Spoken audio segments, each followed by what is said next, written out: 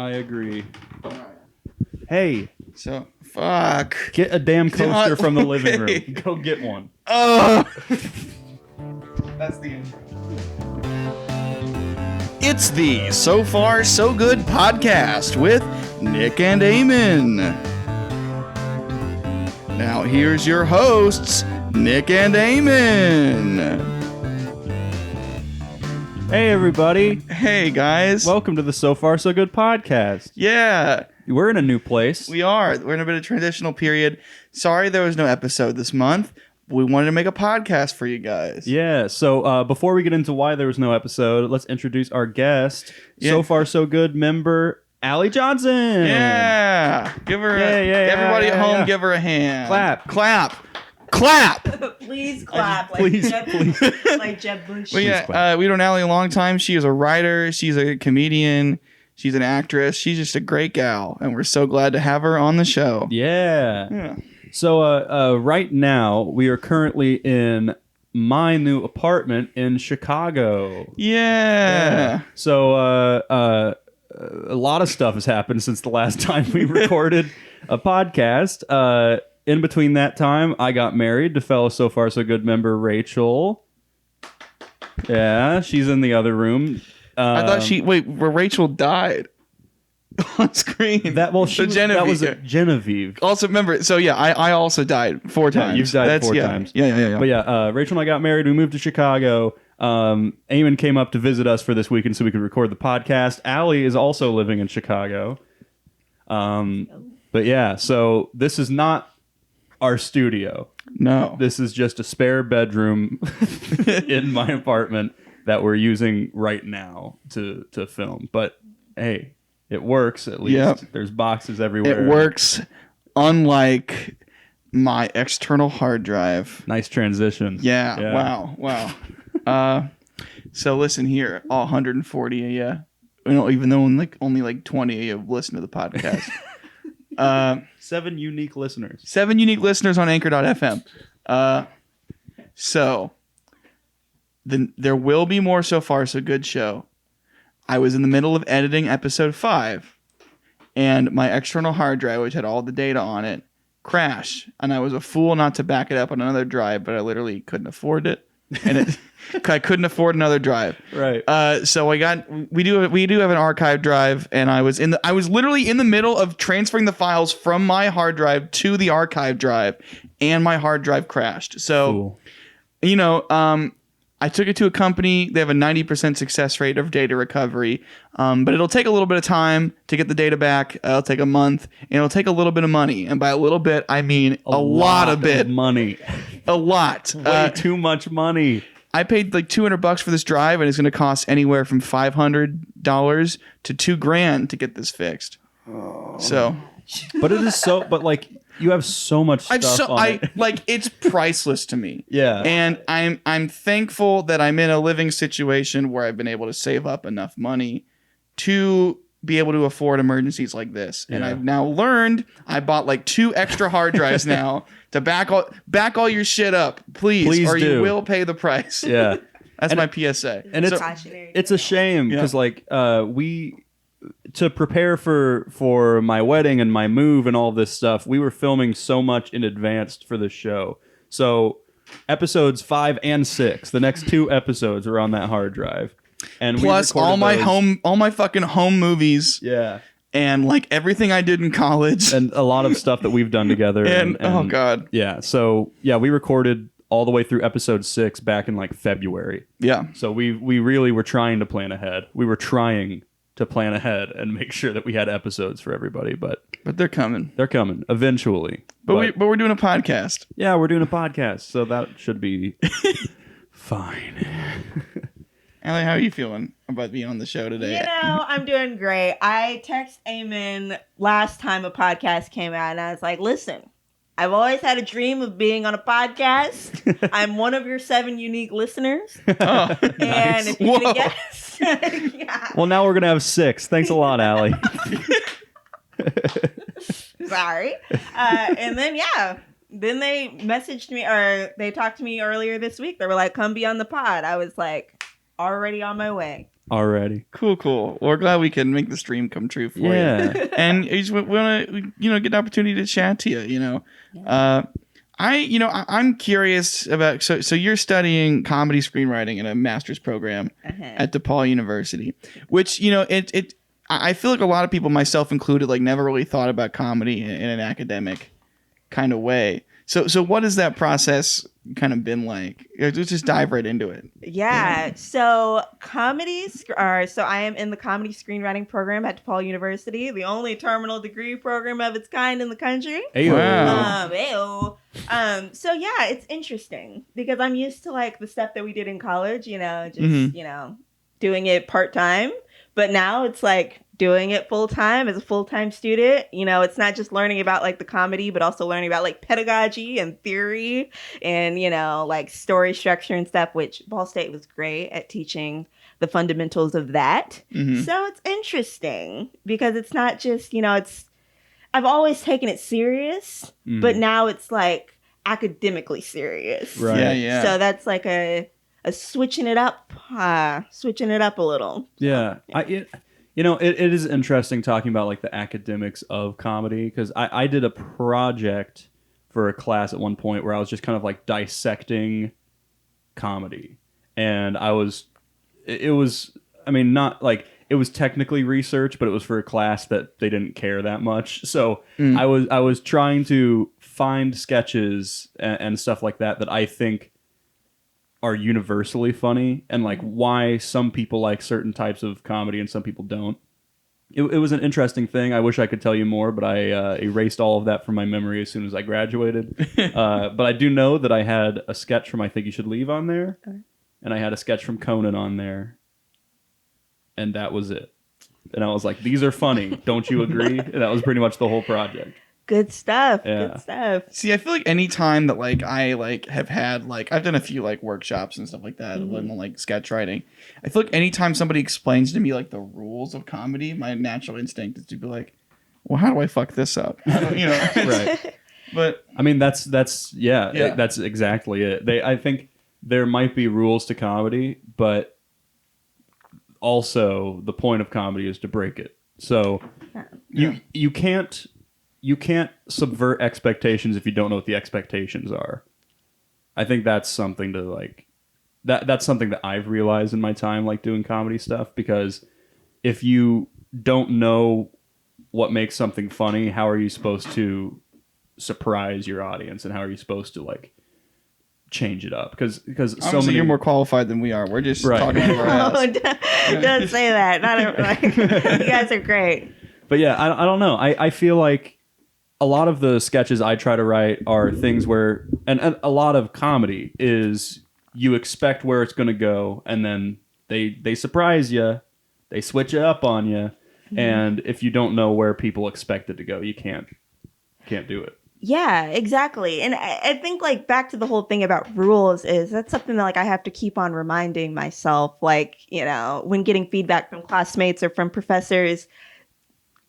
This is only one subsect of people. You may not find this sketch funny, but like I could take this to some of my friends back home and it would kill. Right. So yeah. So it's kind of like you got to take, you got to still follow your own comedic style and comedic voice in the academic setting, because Yeah, that is true. Like people like, especially, it is crazy how like different regions and geographics like take like different types of humor. Because our last guest on the show, we're talking about this bit that they did, and their stand up, they do like a 2-man performance piece, and there was a bit that they would do that like they would play in New York and like it would not go over well, but like they're from North Carolina, and when the rednecks see that bit, they lose their minds. Yeah. But yeah.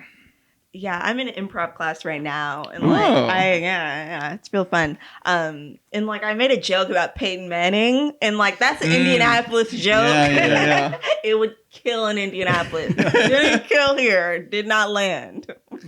That's fine. I was reading Truth and Comedy over quarantine. Oh yeah.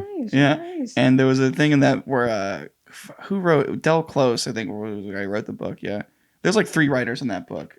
But like he was talking about how they did a show at I.O. and they had like a bunch of like executives from like Budweiser there, and because it was like a private party thing. Yeah. And the players knew that, and then they just they just created this bit of like naming every beer except Budweiser, and like that's not very funny. Right. But to these guys, it must have been hysterical. I don't know. Yeah. I don't know. Beer aficionados. Yeah, to the beer snobs. You know, that brings up an interesting point. At least it brings it up in my mind, which means that it doesn't. No one else would come to this conclusion, but I did. So you have to play to your audience, but it's when you get to a certain like notoriety as a comedian, the audience has to play to you. Do you know what I mean? Like, so for our friends Two Tree Hill who were on the last podcast, they need to know what jokes work in certain like geographical locations. But if you're Ricky Gervais, you say whatever you want, and if the people there are offended, they're wrong because they came to see you. Do you know what I mean? Yeah. I'm connecting. I feel like there's like a specific level where you get to a certain notoriety as a comedian, and then if people don't know what they're in for going to watch you, that it's their fault because they didn't. They just went to go see a comedian and didn't realize who the person was. There is kind of a weird disconnect like that between like big name comedians and comedy, especially stand-up comedy. And of course you do more improv and sketch and stuff like that. Yeah. But like stand-up comedy is such a weird like field, and it's such a I don't know. It's hard to describe. There's like weird social shit involved in it. Yeah. I don't think I like it. Yeah. I've tried. I don't think I like it. Yeah, it's very hard for me to find a stand-up that like I'm like, okay, this is it. I'm like LOLing, laughing out loud. Yeah. Like I can think of maybe like 3 that really get me. Top 3, Allie's top 3 comics. Who are they? Hassan Minaj, who I'm so excited I'm seeing live in the fall. Nice. John Mulaney. I'm sorry. I'm a basic girl in that. Listen, John Mulaney. I have a dog named Petunia Fish. That's all right. Like, John Mulaney is great. No, yeah, John Mulaney is good. But so is, like, Happy by Pharrell is a good song. But that doesn't mean that I'm not sick and tired of people telling me to listen to Happy by Pharrell. Yeah. I feel like that's the thing with John Mulaney. He's so funny, but I would only want to watch him alone. I don't want a single other person there with me because my experience will be. Were you at our Friendsgiving a couple years ago at BSU tonight? Yes. When like someone put on the John Mulaney special and like 5 people were just saying the jokes along with him, and it just drove me insane. It was awful. That would only happen in our friend group. Yeah. With a bunch of comedy nerds. It was just 5 people going down and saying at the same time. I'm 5 people. It's like, I'm a little fat girl. Okay, so it was going into senior year for the comedy show that we were working on. We were doing host auditions, and we would ask every single auditioner, what's your favorite comedian? They'd be like, John Mulaney. John Mulaney. John Mulaney. Every single person. I was like, that's great. John Mulaney is another weird example. Like, he tries to play super humble or like play like he makes jokes about like airlines and stuff, and I'm like, you fucking fly private everywhere you go. You haven't flown Southwest business class. You haven't flown Southwest in about a decade, you asshole. God. Hey, but he likes Steely Dan. He's a man of the people. Don't you understand? Yeah. That's another thing. Like, Oh Hello is such an interesting. Oh, I love Oh Hello. The fact that it happened is what's interesting to me about it. It's a 2-man show disguised as a 2-man show. And somehow people were like, yeah, I'll go see that. Yeah. But it's funny. Who's your number 3 comedian? You only said 2. Oh my gosh. Hassan Minaj. Yeah, I'm going to go ahead and say Mike Birbiglia. I just got into him like a week ago. Yeah. So, I'm going to go ahead and give him the number 3 spot. I think that's a good choice. I think he has a really interesting approach to rhetoric and storytelling. It's almost like a play than a stand-up. And I think I like it. So, good. One of my top 3, well, it changes all the time. One of my current top 3, I would say, is more like cringy mainstream than John Mulaney for you, and it would be Bo Burnham. Okay. But like, because Bo Burnham, just burp it in the microphone whenever you feel like it. Of course. But Bo Burnham, I mean, he will always be at that point where people will hold him to a really high standard, and yet also, I guess I don't know what I'm trying to say. Like, he has this mainstream aspect to him, but he also has so many layers to his comedy that I feel like there's something there for comedy fans and non-comedy fans. And with Inside just coming out, like, everyone is on the Bo Burnham train. Look at us. We're doing a whole Bo Burnham thing in here. Yeah. We're just in a room. We were doing it before Bo Burnham. Yeah. Fuck you, Robert. The pandemic happened and we were editing a short film, filming it, continuing to film it. So we started before him, and our product came out sooner. So who knows? No. Yeah. I with Inside coming out, everyone's on the Bo Burnham train. It seems like every time a Bo Burnham special comes out, everyone's on the Bo Burnham train for like a year. Yeah. And then he takes time to do stuff in between comedy, and everyone is like, who's Bo Burnham? And then They're back on John Mulaney. Yeah, exactly. John Mulaney's making a comeback, yeah? I love John Mulaney. he's doing a bunch of shows in Queens right now, I think. Yeah. He's back out there doing some stand-up, so good for him. Yeah. I'm happy for him. Yeah, him and his new girlfriend. God. I don't know. People took John Mulaney's divorce like so seriously. You ever Yeah. see that? Mm-hmm. Like, because like people like kind of like projected onto him and his wife, I think, or his ex-wife. Oh, yeah. And like, oh, they're this perfect couple. I'm like, you don't fucking know them at all. You've never Yeah. met these people. You just see pictures of them online. And now, oh no, they're getting a divorce because they fucking went through, I don't know. People like take way too much like ownership over like celebrities' lives, you know? Yeah. I'm like, let the guy live and let his wife have peace, you know? Ugh. Yeah, like I feel like the two reactions to the divorce were people who thought they were a perfect couple, and then people who thought John Mulaney was a piece of shit for divorcing his wife and immediately dating someone. And I was like, how about you just stay out of it? Yeah. eat your food. Yeah. Here's an idea. How about you just don't talk about it or care? Yeah. Maybe they've had a divorce for a little while. They've been going through for a while. Right. You know, we don't know that because they don't talk about it because it's none of your effing business. It's none of your business. Don't yeah. People, we live in a society. Do you understand? Society! Society. We live in a society. Haven't you heard? I've heard. What haven't you heard? What you heard? Yeah. Keep going. No. Haven't you heard of the word? The word, of course, is Ferb. What are you Phineas and Ferb. What are you doing? I don't know. What are you doing? This is what happens.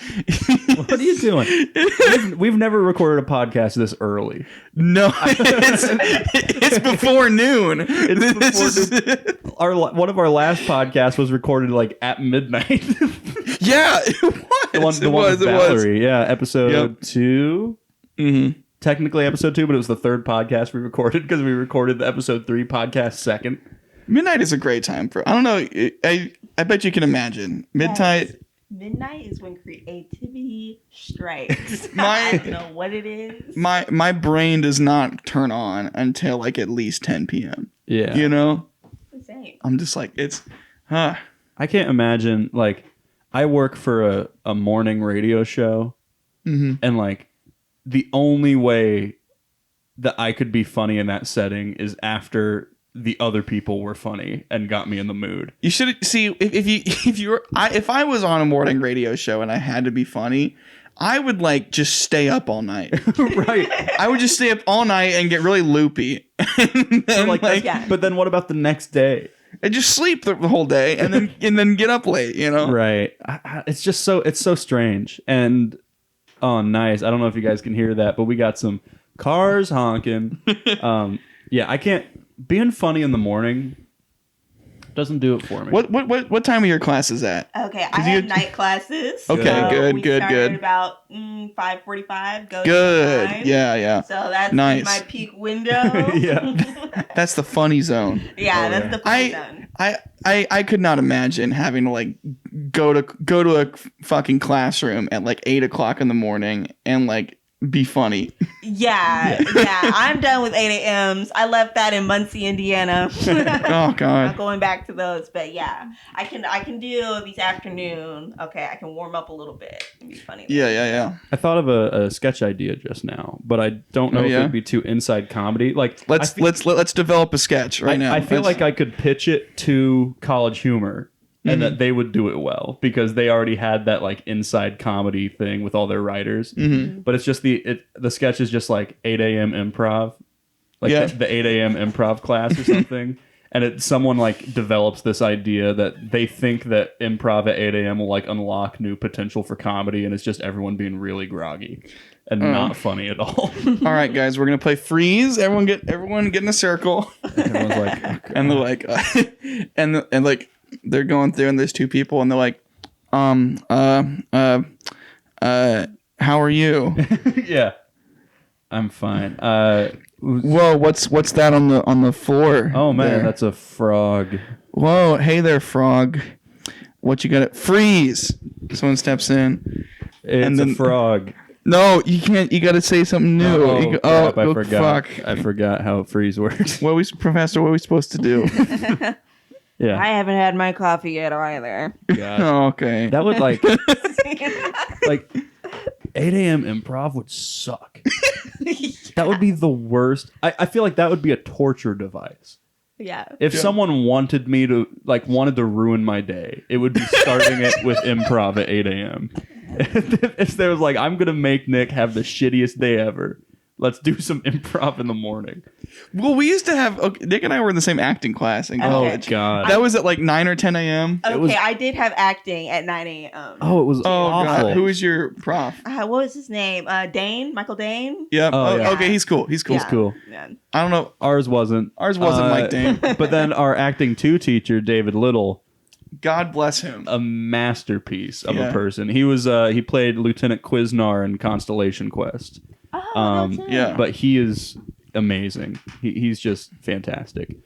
That was better too because that was like at 11, and it was like a 2-hour acting class, and the first part of the class was he was like, I know we don't feel like acting. Yeah. So let's feel like it, and he like helped us, and we would just talk about like the reading we had to do, and we'd like do little warm ups and stuff. Yeah, he was great. That was good. I did a whole sketch where I had peanuts in my hat. Yep, that was a good sketch. I'm not going to explain any further. All I know is that from the start of the sketch, I had peanuts in my hat, and it wasn't until towards the end of the sketch that you find out there were peanuts there the whole time. You took it off. I take off the hat and just peanuts fall out. Oh, I remember. I remember. That was pretty funny. Everyone laughed. Allie? Yes. What kind of podcast do you like to listen to? Oh my gosh. Well, I'm kind of like nerdy in the way that I like to listen to writing podcasts. Like Writer's Panel with Ben Blacker is great. But also I like to listen to just pop culture wrap-up shows. So The Read or Tyler Oakley has a podcast. I haven't heard that name in a long time. Oh my God. Yeah, he's not making me YouTube vlogs right now, but he does have a podcast that I am faithful listener to every Tuesday. Nice. So, nice. Yeah. Well, let's do one of those. Let's do a pop culture wrap-up podcast right now. Okay. Allie, you start. All right. So we've already talked about Bro Burnham. Yeah. Oh my gosh. What else has come out recently? What's something that have any of us seen Luca by Disney Pixar? No, I haven't yet. No, because perfect. That's what we'll wrap up. This is the official. This is so far so good wrap up. This is our review of Luca. This is our review of Luca for Disney Pixar. Honestly, so Luca is a movie about 2 fish boys who come up to the surface because they want to learn what it feels like to be Italian. And the fish boys, when they get up there, see when they touch the water, that's when their fishness comes out, and all the Italians are like, "Hey, buddy, you ain't look Italian." Yeah, that's what are you, Swedish? That's what. Because you're a fish. Okay. And okay, what? Yeah, I'm blanking. What happened next? Yeah, what happened next? I'm drawing a blank. I haven't seen the movie yet because I was watching Fatherhood with what's his name with Kevin Hart all weekend. That's what I was. Yes, and that's what I wasted. That's what I spent my movie night on. I like the I like the idea of like a podcast where two people are making something up, and then one person's like, "Well, I just haven't seen it." Like, And then I'll make it up. Yeah. I'm sorry. And then the Italian fish, they became friends. I'm just kidding. Yeah, they weren't friends before. Right? That's right. They hated each I other. forgot about that. At Yeah. the beginning, they were like I think the movie started with one of them holding the other at gunpoint, and there were a lot of different questions I had about that. Which was one like, does the gun work underwater? They brought that up because like the other guy was like, "Hey, that doesn't work under here." Right. And he's like, "Yeah, it does. They had a gun in Shark Tale that With Martin Scorsese. With Martin Scorsese as the pufferfish." There was about like a 20-minute segment of that movie that talked about Shark Tale, and they really shouldn't have been so referential of a movie that was done by DreamWorks. Oh Yeah. my gosh. Yeah. And they were just kind of throwing shade at DreamWorks the whole time. the whole time, and they were saying, Martin Scorsese, Jack Black, Will Smith, all great. But let me tell you, Luca was definitely it was Pixar's Shrek, where Shrek poked fun of like Disney in a way that no other movie had ever done, and then Luca was only talking about Shark Tale. It was their backfire, you know. Yeah. It was honestly, it pushed the culture forward. It was one of those. I think so. Yeah. Ever since watching Luca, my life has improved in every way sociable. Yeah. But economically, I'm done for. Luca really, really helped my love life. You think so? Yeah. I didn't expect that. But man, just that movie. Yeah.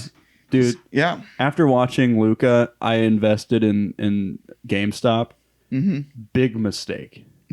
Big Yeah, you're a bit late on that train. Yeah, big mistake. There's nothing going on with them right now. And it's all because of Luca. Luca, I love the part in Luca where the two fishy boys, right? They go up on the surface and they're driving around in a Vespa. Driving around the Vespa. And then the Vespa they pull off from the side of the road because it's making a noise. And they open it up, remember? And then like they open up the back and then like motor oil gets on. The motor oil gets on them. It gets on them, and then they discover that like they have a third power where like when they get hit with the motor oil, they become Jeff Gordon. Yes, that was so cool. Yeah, that was really. I forgot about that. Yeah, Jeff Gordon. I mean, they kind of glossed over that entirely. Yeah, that was a big. Like, I have so many questions about the world of this. Wow, like they're all Jeff Gordons. I mean, the real Jeff Gordon is a fish boy, and he's always covered in motor oil. Yeah, I think that's probably like, I don't know. I found the animation styling of having a photorealistic Jeff Gordon. It was interesting. It was jarring. It was very jarring. But I think it ended up working overall because we're talking about it. You know what I mean? Yeah. That's it. Brought up a point that people would be talking about years to come. I think so. Yeah, definitely gonna get some Oscar bait. I think. I agree. Yeah. I mean, and Jeff Gordon played all of those fish boys when they all got covered in the motor oil. And and there was a commentary on the BP oil spill there too, even though it was in Italy. So BP had no reign there. But I think they should have gone with a Dawn partnership, like Dawn soap. Yeah, because then they wash away. They wash away the Jeff Gordon. They real missed opportunity. Yeah, and then they turned back into Fishy Boys. Overall, I give it a 1 out of 10. It was awful. I hated it. It wasn't enough Jeff. No, not enough Jeff Gordon. It was really disjointed. It was a terrible movie. What do you think, Allie? I loved it. You really? Yeah, I give it 5 stars. I haven't given it 5. Wow. Haven't given an animated movie 5 stars since Shark Tale. Since Shark Tale, yeah. Well, I mean, I feel like you're a little bit biased in that case. Then you just liked all the referential. Yeah, I think so. Yeah. Different strokes for different folks. What about you, Eamon? What would your score be? Luca was a mixed bag for me. Yeah. I feel like the movie had a lot going for it. Mm-hmm. The movie had plenty of incredible social commentary. Right. About Jeff Gordon. About what we do with all the Jeff Gordons in the world. Right. It made me think maybe I'm a Jeff Gordon. Maybe we're all in that in that realm. You know, I think the Fishy Boys didn't get enough. I wish their arc resolved better. I wish they became better friends by the end of the movie, because they were. But Chekhov's gun. The gun didn't go off because it was always underwater, and that really kind of irked me. So I think I'm gonna give Luca a 3 Mark Ruffalos out of 5. Okay. Yeah. You know, after hearing you guys talk about it, I give it a 0 out of 10. It makes me hate it more. Okay. So, Ouch. yeah, absolutely. And scene. Bit adjourned. Bit. This has been the pop culture wrap up of Luca, a movie that the 3 of us have not seen. Yes. Good. Went on for Yeah, it went on for quite a bit. I've been looking at the time, and it definitely went on for longer than it should have. That's okay. But it is a good one, though. That's the tagline of our podcast. It went on for longer than it should have, in terms of episode length and in terms of amount of episodes. Yes. People listened to 2 of them, and they were like, "Yeah, that's it. Oh, is that it? That's it." Is this fucking pizza guy and keep showing up? Yeah, they should have finished after the second pizza guy appearance. Yeah. See, you listen to like podcasts that actually like enrich your life and make them better. Nick and I are obsessed with Taste Buds. Yeah. Oh, I was going to mention that Vulcano earlier. Yeah. and Joe DeRosa.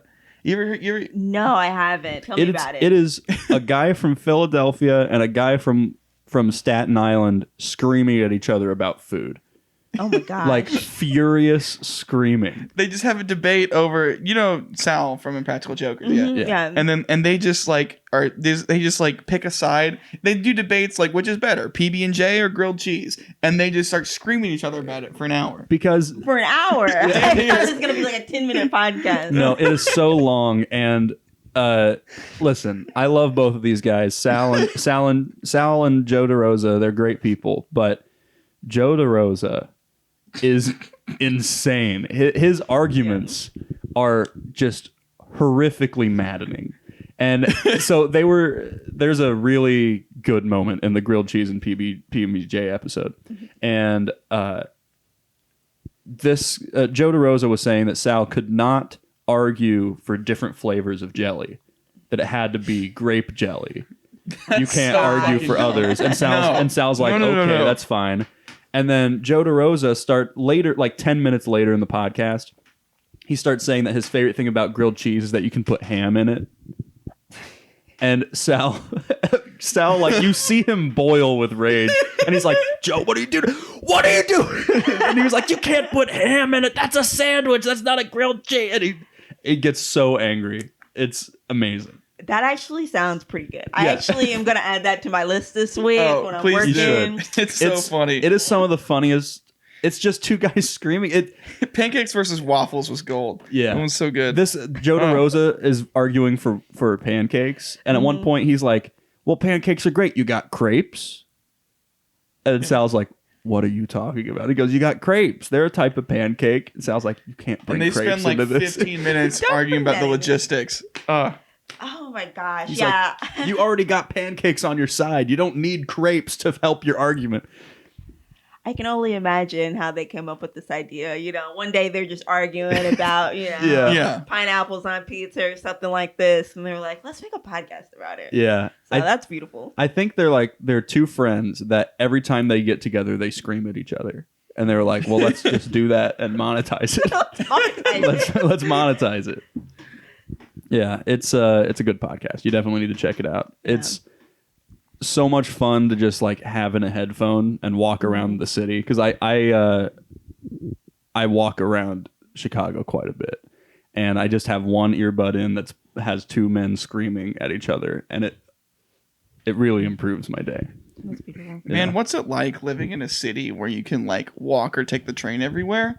It's amazing. Indianapolis is like so spread out. And like it's all just roads. Like it's all roads for cars and like retail. Yeah. And that's it. You can't walk anywhere. Yeah. So this is something that like is really interesting to me. You can walk to the grocery store. You don't have to hop in your cart. You can, but you don't have to. Or like go get something to eat right across literally across the street. Mm-hmm. So I appreciate that. I do sometimes miss driving because I'm a Hoosier gal at heart. So I do miss driving sometimes. I don't drive as often as I used to, but I haven't driven once since I moved here. oh yeah. And I moved here like 3 weeks ago, but still, I haven't driven once. Yeah. It's just been walking everywhere. It's awesome. Yeah. It's fantastic. It's gonna suck in the wintertime. Yeah, it is gonna I was thinking about that. That is gonna suck. Oh yeah. Well, I'm gonna get a big old parka. Yeah. I want a parka that comes down past my knees. You know what I'm saying? Yeah. How many parkers do you think you got going on with all the fur on the hood? And, Fur on the hood. You got to put on some long johns underneath your jeans and Long john breeches. long and, john breeches, big old rain boots, Big old mess boots. mess with the snow. And you got the Socks, socks. yeah. Definitely need Big old socks. wool Can't, socks. Can't forget some socks. Got a big old wool socks, and when you got the rain boots come up to a little bit below your knees. Fisherman and then boots. you got the parka going down to a little bit below your knees. You got it all completely covered there. You know. Totally. That's my impression of a native Chicagoan. That's what they all sound. That's That whole like the Bears deep dish pizza like that doesn't exist. no, yeah. Every single person that I've met that's from Chicago sounds like this with the parka and put it a little bit below the knees. Yeah. Can you confirm? Yes, I can confirm. Yeah. After 1 month here, I met a man at the train station. I'm not gonna say his name, but it sounded like a nickname, you know. Uh-huh. Yeah. And he was like, "Nice to meet you. You need any help? You lost? I'm well- from here. Welcome to the neighborhood." So, you know. 95th and Dan Ryan, that's south. Howard is north. Welcome to the red line. I That's how it was. Yeah, that's how he was. That's how he was. yeah. I love like people who just go by a nickname. Like Yeah. there's a guy who's next door neighbors with our friends. Jake and all them. Like his name's Old School. Oh my gosh. Yeah. He's just this like guy goes by the name Old School. They do not know his real name. They've never heard it. I'm sorry, but when you meet somebody who just goes by a nickname like Old School, Yeah. you know they're about to be good people. Oh, yeah. You know they're about to be Oh, good yeah. time. We filmed the So Far So Good sketch, Hey Bartender, that came out. We filmed that in their basement, and the basement goes under Old School's apartment. And while we were down there, all of a sudden we would just very loudly just hear the TV come on. I don't remember what it was that he was watching, but it was something that was too loud. Yeah. And I think we had to, like, Jake went up there multiple Jake times. Jake bribed him with like pizza and booze And a like, $20 bill or a something. $20 bill. Like Jake is such a sweet dude that he will just, like, someone will just ask him for money. We love you, Jake. And Jake will be like, "Yeah, I have a 20. I could give you a 20." Because I think that, like, he did that to Old School. He was telling me that Old School asked him if he had a 20, and Jake was like, yeah," and I just gave it to him. Jake is good people. Jake is good people. Yeah, he is. He's a saint. Saint Jake, Saint Jacob of Shelbyville. home to Rupert Bonham. He'll be canonized. Yeah. Wouldn't that be so weird if you had a friend or like you knew somebody and then they get canonized as a saint? That would be a little weird. I also don't think there's anybody I know that could be a saint. Yeah, exactly. Do you remember Fred Claus, right? Yeah. There's- Vince Vaughn? There's one part of when I was a kid and like I was raised Catholic. They taught us all about the saints and how you become a saint. And something that always bugged me about that movie was the fact that they explain that Santa Claus, he was Saint Nick, and they say when you're a saint, you and your family become immortal and you live forever. And I'm like, no, you don't become a saint until after you die. You dumb, numbskull screenwriters. You're telling me the movie about a guy related to Santa Claus doesn't follow the Catholic principles that I were know. Who established? would have thought? Man, Fred Claus is a special place in my heart because, Allie, I don't know if you remember this, but our friend Parker used to do this thing where whenever he needed like music for a sketch, he'd put in the Fred Claus soundtrack. Which he shouldn't. He shouldn't do that. Shouldn't have. He shouldn't have done that. But he never told us until like a few weeks before he graduated. Yeah. It's like, And I was like, for the past 3 years, you've been putting copyrighted music in all of the sketches you edit. You know what? Sometimes you gotta beg for forgiveness rather than ask for permission. Yeah. And that was one of those. yeah. But also, YouTube never detected Fred Claus. No, yeah, exactly. So I guess, no harm. No harm done. No harm.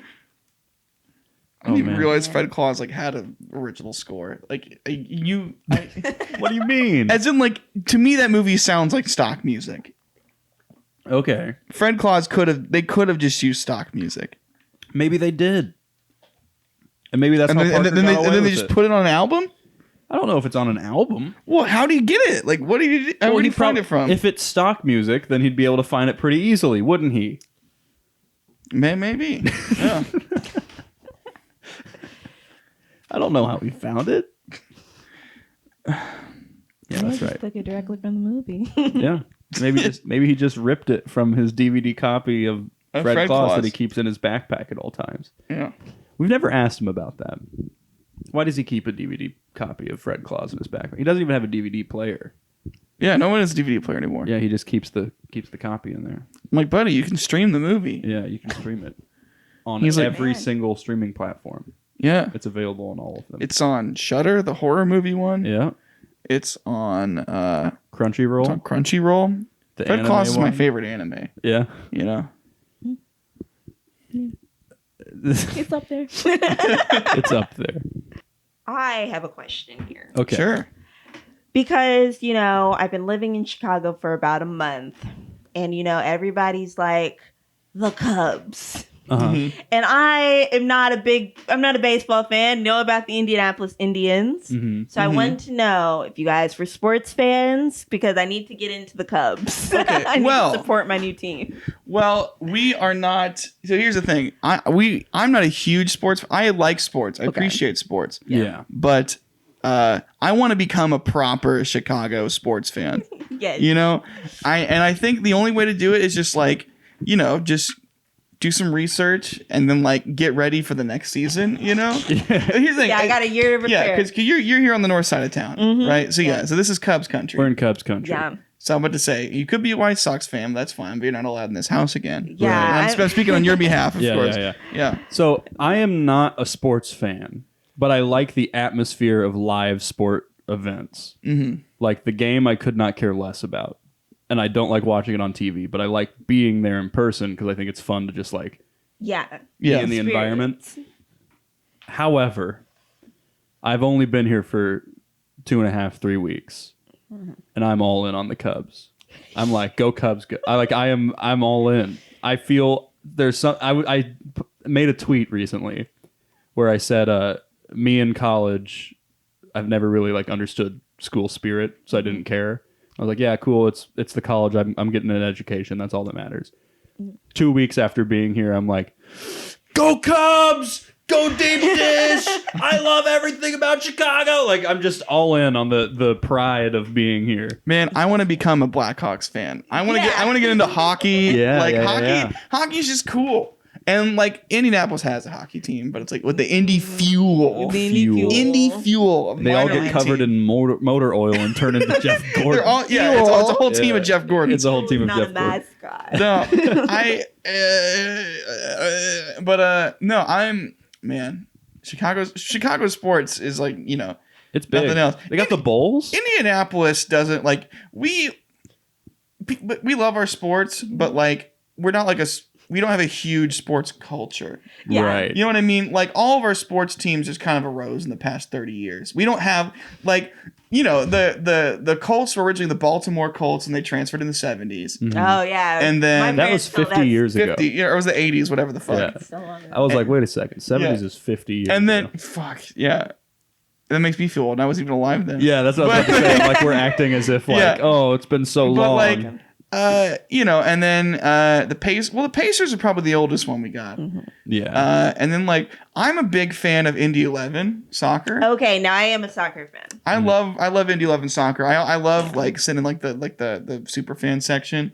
Yeah. But like American soccer feels kind of manufactured to me. Yeah. At least like the American soccer culture. I love it. I love, Yes, the throwing culture shit. for sure. But like it seems like they're just trying hard to recreate like proper like, European soccer derbies. Yeah. But like there is, there is one real there's only one real rivalry in all of American soccer. Like all the others are kind of made up, but like Seattle Sounders and like Portland Timberwolves or like or whatever they're called. No, the Timberwolves is their fucking basketball team. The whatever the hell they're called. Seattle and Portland actually hate each other. Oh, and they're like actually like when the team's coming into town, they throw shit at the buses and stuff like that. And like I find that really cool because the only instance of that. No, because it's like they actually hate each other. They want to kill each other. They want the other people to die. And I just find that really cool. I think it's it kind of reminds me of Europe.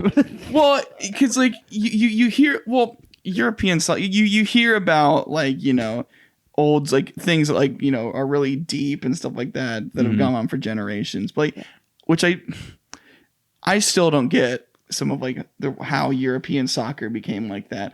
It like if let's say you ran a sports league, right? Okay, and I ran a sports league. Okay, you run a sports league, all right? Yeah. And every sports league I run. Yeah. Oh. And every single time these two teams meet up, people get injured and there's fires in the stadiums and you still put on the event. Yeah. Like you know what I mean? And like police, get involved in everything and like people get hurt and like it's fucking insane. There's just riots. Why would you do that? Like why do you harbor that atmosphere? And this is why you like that the two teams don't like each other? Well, because here with Seattle and Portland, they don't like each other, but like, nobody's killing each other over it. Right. Why It's do you fun. think that's cool? Because they're fun about it, okay? Yeah, it's minor injuries. That's cool. They don't injure each other. I don't see how. So everything you've just said has been in support of what you're talking about. No, it no, all no. sounded negative. Every single word that came out of your mouth sounded negative. I don't know what you're All talking about. I'm saying is I like the idea of like a naturally made sports rivalry, but I don't like the idea of like people getting really, really into it and hurting each other over it. I like, you know what I mean? No. Don't have any clue. No, Speaking nonsense. Well, no, I like. Okay, You're a psychopath. no. What the fuck are you talking about? That's what I want to know. What are you talking about? What I'm saying is, sports. The idea of like two teams like not getting along. Okay. Like Coke versus Pepsi? Yeah, sure. I think it's a fun gimmick, okay. and I like it when like it arises naturally, you know. But some people take it way too far. Okay, so like in Europe. Yeah. I thought at the beginning of this you were talking about how you wish American soccer culture was like European football culture. That's how you started this conversation. Because not all of them are fucking people killing each other. What the hell, Eamon? Just move on. What are you talking about? You're losing it. You're losing it. Allie, back me up here. You give them. I'm always gonna have you back, Eamon. I don't know. I don't know if that's what's connecting. I just feel like you said two completely opposite things that are trying to use it as the same point. Yeah, I'm going back on what I said. Yes, you are entirely going back on what you said. What a waste of 10 minutes that was. Sure, as if fucking we didn't waste 10 minutes talking about Jeff Gordon and Luca. Hey man, that was the most interesting part of that movie. Yeah. Well, -1 out of 10. well, I appreciate hearing your input on international soccer. Thank you. I appreciate hearing your position on it. America needs more people dying at sports games, is what I'm saying. That's not what you were saying. That's not what you I know were it's saying. not. Damn you, Eamon. Damn you to hell. So, next subject. Has this been the podcast you've always dreamed of being on, Allie? Absolutely. I was a little bit nervous at first, but when we got to Jeff Gordon, I said, Right. This is He This has is what I that. wanted. He has that way with people. Like Jeff Gordon has this calming atmosphere. So yeah, I know how you feel. As soon as he's brought up, I feel a lot better. yeah, it's an odd feeling, but it's like comforting. So I don't know. Right. Eamon's lost it. Eamon spent 10 minutes contradicting what he was saying. Then we bring up Jeff Gordon. And, Hey, all you 5 unique listeners. Is this fun? Are you enjoying yourselves? Hold on. Are we? Okay, never mind. yeah, what are you doing? I couldn't see the peaking lines. I'm like, have we been out of focus this whole time? No, we've. Oh, no. I set the focus earlier. Thank you. Okay. Yeah, you're welcome. Great. Oh boy. Oh my god. Well, This is the content? this is the content. We've been going for a bit. What time? How long? 42, 42? but more Wait. than that because I started this late. Oh, what's It's like almost 50 minutes. You know okay. what I'm Well, saying? we had a podcast go for an hour and a half one time, Yeah, but a lot of that was waiting for Zoom lag. yeah. It was Yeah. just waiting for Zoom. Yeah.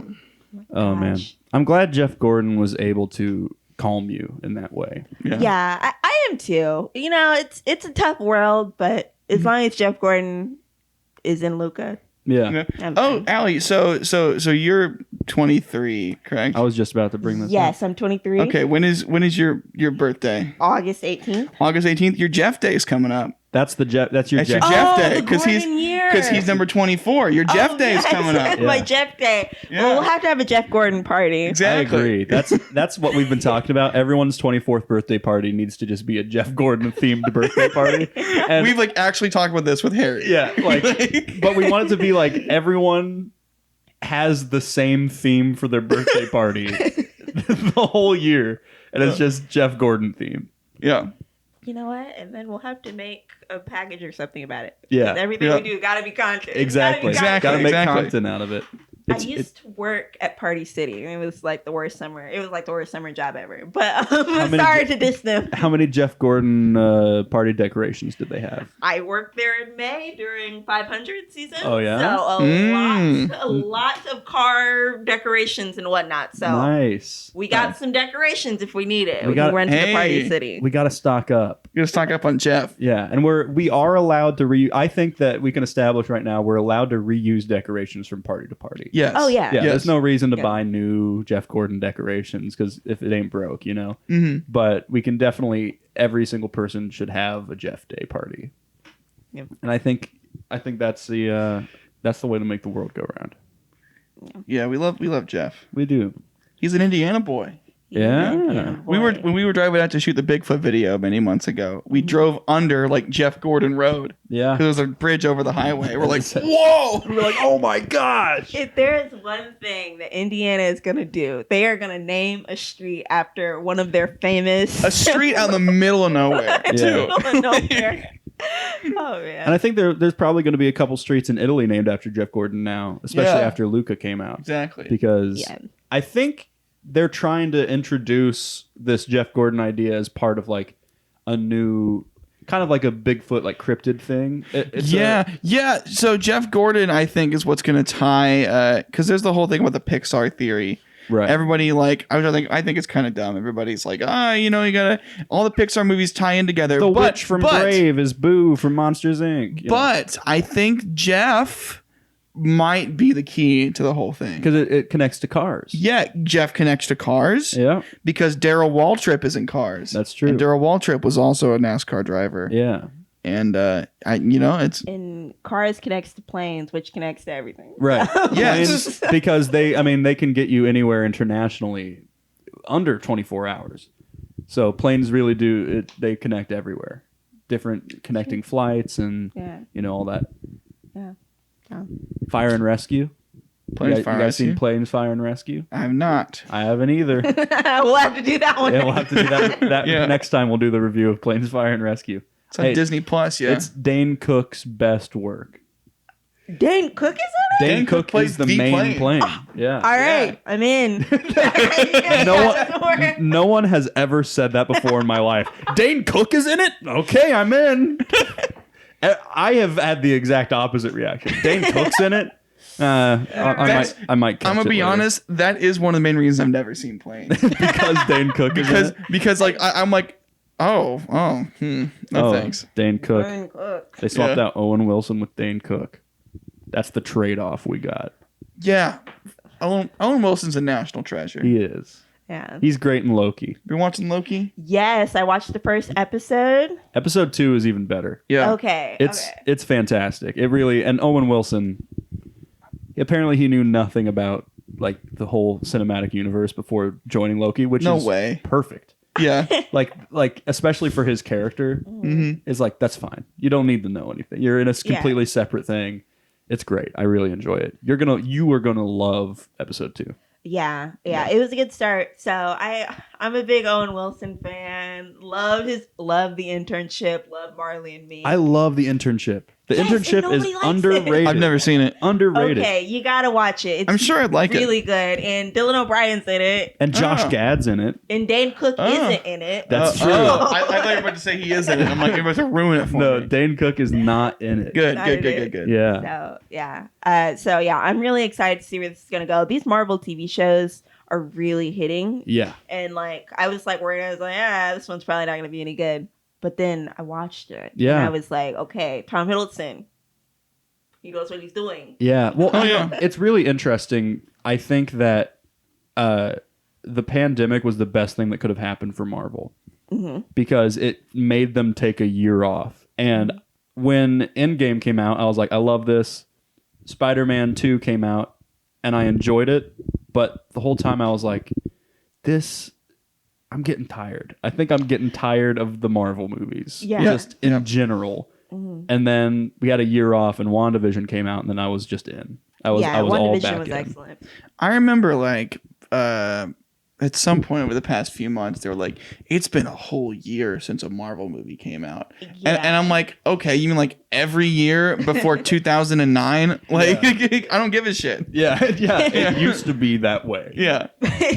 Yeah, go watch all the 20-something movies on Disney Plus right now. Yeah, Yeah. exactly. Yeah. I don't know. Like WandaVision started off super strong. I don't think it ended as strongly as it started, but I think it was good. Falcon and the Winter Soldier was slow, but as a package, it was great. Yeah. I think a lot of people who watched it weekly had a problem with that it was slow. I did not watch it until it all came out, and I binged it in one sitting, and it was just a long movie. Yeah. I enjoyed it quite a bit in that like format. But Loki, I think, is making the best of its episodic like nature. Yeah. And the aesthetic is fantastic. The set design is incredible. Yeah. And they're telling a story that hasn't been told yet, but will be told a lot in the MCU. I feel like all the upcoming projects are going to be very similar to Loki, which, I'm a little bit worried about because I think having everything similar to something is what made me burn out from Marvel in the beginning. But as of right now, it's fresh and new, and I really enjoy it. Yeah, I like these TV shows because it's giving us time to like explore these characters that were like side characters in a lot of these shows or in a lot of these movies. So that's what I appreciate. And like the episodic nature of Loki, like I can already tell like that was a good pilot. That was a good pilot. So well, and it's interesting too because I would much rather watch a movie in theaters. But with the pandemic happening and movies not coming out in theaters as much, I'm enjoying watching the Marvel series because like I don't know, even binge watching Falcon and the Winter Soldier was like 6 hours, but I felt better doing that at home. I wouldn't want to watch a new movie at home. yeah. Like I don't like watching the like same day releases when they premiere on streaming platforms. I would rather go to the theater to watch it. Yeah. But I don't know. I really like I hope they make less movies and more series. But I still want them to make movies. But like I think the series is a really good opportunity to take the time and flesh out characters. So hopefully they continue doing that. Yeah. And I think there's like some Black Panther anthology series Yeah. coming out Okay. too. So they got some good stuff down the pike. So Yeah. That'll be good. I feel like after Chadwick passed away, they realized like we're still doing Black Panther 2, but now we have the opportunity to like maybe still do the like IP but as a series, because I think I can't remember her character's name. Sure. No. The Lupita Nyong'o. yeah, her Oh character. no, not Lupita. No. Denai Guerra. Yes. Yeah. Yeah. But I still don't remember her character's name. Yeah, I don't remember her character's But name she is going to be like the star of that Disney Plus series. either. Oh, that's great. I think is what they said. So it's okay. like going to be Okay. her, which I think that'll be nice. Taking the world and expanding it. That's what a lot more of these shows should be doing, I think. Yeah. So that'll be good. Well, it has been 50-something minutes. So I think it's about time we wrap it up. Yeah. But thank you so much, Allie. Well, thank you for having me. I Of love course. talking about Jeff Gordon. Of course. Yeah. Of course. That is what this... And Dane Cook. Yeah. everyone loves talking about Dane Cook. It was great having you. I'm sure, I mean, now that I'm in Chicago, we'll be able to collab on stuff and get you in some more sketches, and that'll be great. Yeah. I'm excited. Yeah. I'm very Thanks. excited. Well, this has been the So Far So Good podcast with Nick and Eamon. Oh, I just realized that the podcast is going to be a different number of the episode now. Yeah. But Okay. were we going to continue? We were going to take before the hard drive crashed, we were going to take a break Yeah. like in between season 1 and season 2 of our show anyway. Mm-hmm. But were we going to keep doing? I thought we were going to keep doing the podcast in between there as well. Yeah. So it would have gone It on. went up. Yeah. Doesn't matter. This is episode 5 of the So Far So Good podcast. I'm Nick. I'm Eamon. And I'm Allie. Yes. Thank you guys so much for watching. And as we always say at the end of our episodes, See ya.